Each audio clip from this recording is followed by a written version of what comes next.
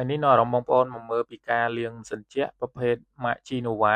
ដែលក្រោយពីការផ្សព្វផ្សាយរបស់យើងទៅមានបងប្អូនច្រើនមានការចាប់អារម្មណ៍ទៅលើម៉ាស៊ីនត្រជាក់ដែលមានការប្រឡាក់ខ្លាំងជាក់ស្ដែងដូចជាម៉ាស៊ីនមួយគ្រឿងនេះមានការប្រឡាក់គួរសមដែលបងស្រីគាត់បានតាក់ទងឲ្យក្រុមការងារយើងទៅពិនិត្យមើលដោយសារតែគាត់ខានលាងយូរខែដែរម៉ាស៊ីននេះគាត់ប្រើចូល7ខែអីប៉ុន្តែគាត់ថាគាត់អត់សូវនៅគេងបន្ទប់ហ្នឹងគាត់ឆ្លាស់បន្ទប់អញ្ចឹង